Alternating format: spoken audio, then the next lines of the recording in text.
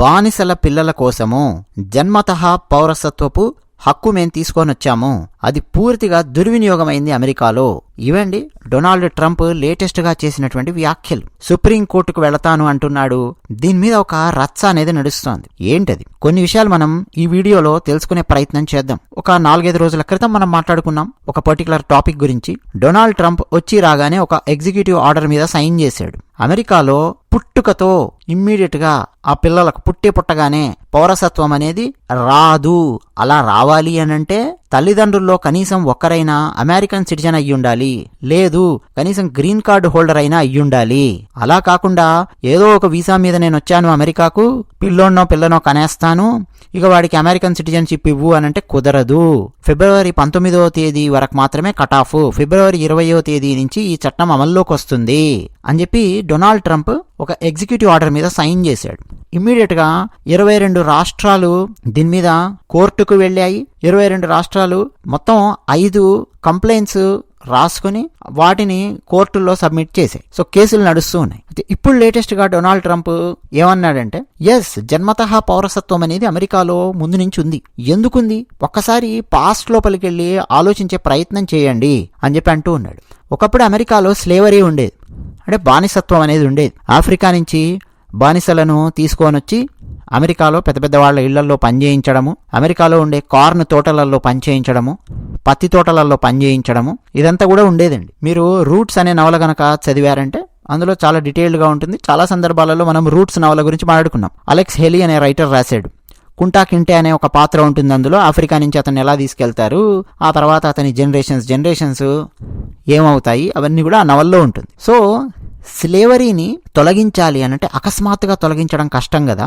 ఆ తర్వాత వచ్చినటువంటి ప్రెసిడెంట్స్ అండి, ముఖ్యంగా అబ్రహాం లింకన్ ఏం చేశాడంటే, స్లేవరీని ఒక్కటేసారి రద్దు చేయడం కష్టం అవుతోంది కాబట్టి మెల్లిమెల్లిగా దాన్ని తగ్గించాలి అనంటే ముందుగా బానిసలకు పుట్టేటటువంటి పిల్లలను బానిసత్వం నుంచి విముక్తి చేయడము, అట్లా ఆలోచించుకుంటూ వచ్చాడు అబ్రహాం లింకన్. సో దానికి తగ్గ రకరకాల చట్టాలు ఇవన్నీ కూడా మార్చుకుంటూ వచ్చాడు.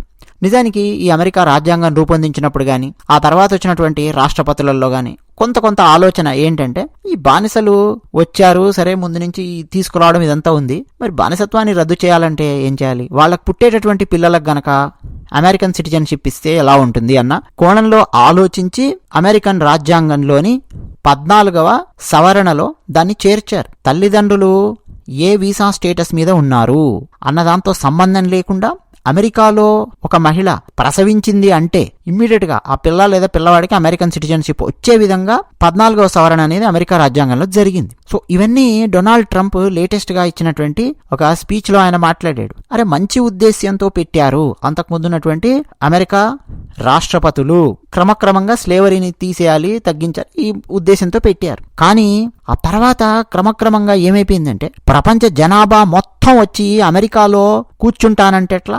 ప్రపంచంలో ఉన్న ప్రతి ఒక్కడు అమెరికాకు వచ్చి నేను పిల్లల్ని కంటాను, నాకు సిటిజన్షిప్ ఇవ్వు అని చెప్పి పిల్లలకు సిటిజన్షిప్ ఇవ్వు అంటే ఏంటి పరిస్థితి? చాలా మంది అమెరికా దేశానికి వస్తున్నారు.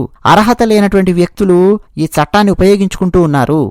దానివల్ల అర్హత లేనటువంటి వాళ్ళ పిల్లలకు అమెరికా సిటిజన్షిప్ అనేది వస్తోంది. ఆ తర్వాత దాన్ని దుర్వినియోగం చేస్తూ ఉన్నారు. ఈ చట్టం అందుకోసం కాదు, అందుకోసం రూపొందించలేదు. దాని ఉద్దేశ్యం మంచి ఉద్దేశ్యము. బానిసల పిల్లలకు క్రమక్రమంగా స్లేవరీ తీసేయడానికి అని చెప్పి అమెరికన్ సిటిజన్షిప్ వాళ్ళకి ఇచ్చి అట్లా తీసుకొని వస్తే ఇప్పుడు పూర్తిగా దుర్వినియోగం అవుతోంది అని చెప్పి లేటెస్ట్ గా డొనాల్డ్ ట్రంప్ ఆయన మాట్లాడాడండి. అయితే ఇంకో వైపు అండి, అమెరికాలోని ఎగువ సభ అంటే సెనేట్ అంటాం, అందులో గురువారము ఈ బిల్లును అధికార రిపబ్లికన్ పార్టీ సభ్యులు ప్రవేశపెట్టారు. ఏది? అమెరికాలో జన్మతః పౌరసత్వాన్ని రద్దు చేస్తూ రూపొందించినటువంటి బిల్లు ప్రవేశపెట్టారు. పుట్టే పిల్లలకు ఎలాగైనా సరే పౌరసత్వం వస్తుంది అన్న ఒకే ఒక కారణంతో అక్రమ వలసలు అమెరికాకు విపరీతంగా పెరుగుతూ ఉన్నాయి. ఇది అమెరికా యొక్క జాతీయ భద్రతను, సామాజిక భద్రతను బలహీనపరుస్తోంది అని చెప్పి బిల్లు తయారు చేసి ఆ బిల్లు ప్రవేశపెట్టారండి రిపబ్లికన్ పార్టీ సభ్యులు Lindsey Graham, Ted Cruz, Katie Britt. ఈ ముగ్గురు కూడా సెనేట్ లో కొన్ని వ్యాఖ్యలు కూడా చేశారు రిపబ్లికన్ పార్టీ సభ్యులు. ఏం వ్యాఖ్యలు అనంటే, ప్రపంచంలో పిల్లవాడు పుట్టగానే ఆ తల్లిదండ్రులు ఏ దేశానికి చెందిన వాళ్ళు, వీసా మీద వచ్చారా, వలసకొచ్చారా, దీంతో సంబంధం లేకుండా పుట్టగానే ఆ పిల్లవాడికి ఆ దేశపు పౌరసత్వాన్ని ఇచ్చే దేశాలు ప్రపంచంలో 33 ఉన్నాయి. ఆ 33 దేశాలలో అమెరికా కూడా ఒకటిగా ఇప్పటివరకు కొనసాగుతూ వస్తోంది. అయితే ఈ విధానం వల్ల చివరకు అమెరికా పరిస్థితి ఎలా అయ్యిందంటే పుట్టుకల పర్యాటక కేంద్రంలాగా తయారయ్యింది. అంటే బర్త్ టూరిజం లాగా యుఎస్ఏ తయారైపోయింది. ఉన్నంతలో బాగా డబ్బులున్న వాళ్ళు, కాస్త స్థితిమంతులైనటువంటి వాళ్ళు, చైనా కావచ్చు, ఇతర దేశాల పౌరులు కావచ్చు, ఉద్దేశ్యపూర్వకంగా అమెరికాకొచ్చి ఇక్కడ పిల్లల్ని కనేసి తమ సంతానానికి అమెరికా పౌరసత్వాన్ని దక్కేలా చేస్తున్నారు.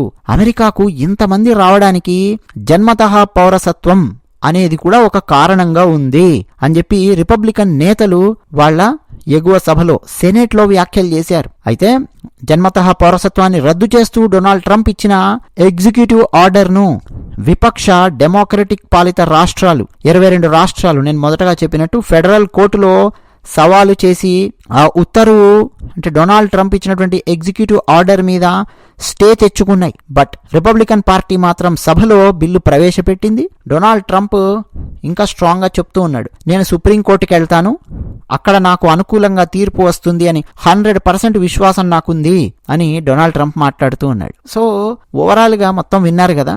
మరి డొనాల్డ్ ట్రంప్ మాట్లాడిన దాంట్లో అర్థం ఉందా లేదా? మీ అభిప్రాయాలు ఏంటో కామెంట్ సెక్షన్లో రాయండి కాస్త. వాళ్ళ బాధ ఏంటంటే ఇల్లీగల్గా అమెరికాకు వచ్చే మిలియన్స్ ఆఫ్ జనాలు మెక్సికో నుంచి కావచ్చు, ఎల్ సాల్వడార్ నుంచి కావచ్చు, బ్రెజిల్ నుంచి కావచ్చు, కొలంబియా నుంచి కావచ్చు, మన భారతదేశం నుంచి కావచ్చు, చాలా చాలా దేశాల నుంచి ఇల్లీగల్గా అమెరికా లోపలికి వచ్చిన వాళ్ళు కూడా పిల్లల్ని కనంగానే అమెరికా చట్టాల ప్రకారం ఏమవుతోంది, వాళ్ళు అమెరికన్ సిటిజన్స్ అయిపోతూ ఉన్నారు. అలాగే ఏ వీసాల మీద వెళ్ళిన వాళ్ళైనా సరే, టూరిస్ట్ వీసా మీద వెళ్ళినటువంటి వాళ్ళైనా సరే అమెరికా పౌరసత్వాన్ని తమ పిల్లలకి ఇప్పించేస్తూ ఉన్నారు.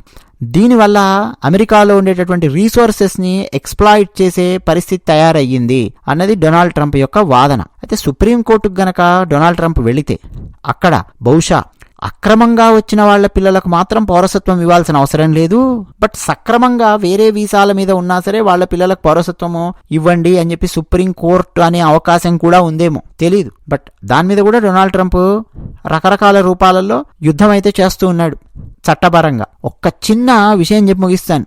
మన తెలుగు సినిమా ఇండస్ట్రీలో ఉన్నటువంటి వాళ్ళల్లో కూడా అండి కొంతమంది పెద్ద పెద్ద హీరోలు, ఓ పెద్ద హీరో ఫర్ ఎగ్జాంపుల్, చాలా పెద్ద హీరో, పేరు చెప్పను నేను, చూద్దాం ఎంతమందికి తెలుసు. తన భార్య గర్భవతిగా ఉన్నప్పుడు ఆమెను అమెరికాకు పంపించి అక్కడ అమెరికాలో డెలివరీ అయ్యేలాగా చూసుకున్నాడు. ఇప్పుడు తన కొడుక్కి అమెరికన్ సిటిజన్షిప్ ఉంటుంది. ఈ హీరో గారు ఇండియన్ సిటిజనే, హీరో గారి భార్యామణి ఇండియన్ సిటిజనే. ఆ అమెరికాకు ఏ వీసా మీద వెళ్ళింది? ఆమె టూరిస్ట్ వీసా మీద వెళ్ళింది.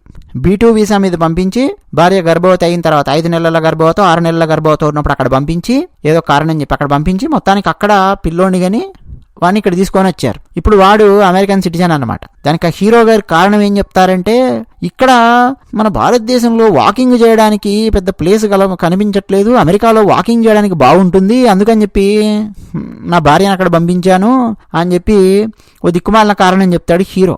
మ్యాటర్ ఏంటంటే వీళ్ళందరూ బాగా పైసలు ఉన్నటువంటి వాళ్ళు, బాగా డబ్బులతో బలిసి కొట్టుకుంటున్నటువంటి వాళ్ళు అండి. దాన్ని ఫుల్గా ఎక్స్ప్లాయిట్ చేసుకోవడం, వీసాలను ఎక్స్ప్లాయిట్ చేసుకోవడం అమెరికా ఓవరాల్గా ఓ పుట్టుకల టూరిస్ట్ కేంద్రం లాగా తయారయ్యింది అన్నది డొనాల్డ్ ట్రంప్ అలాగే రిపబ్లికన్స్ యొక్క వాదన. మరి మీరేమంటారు?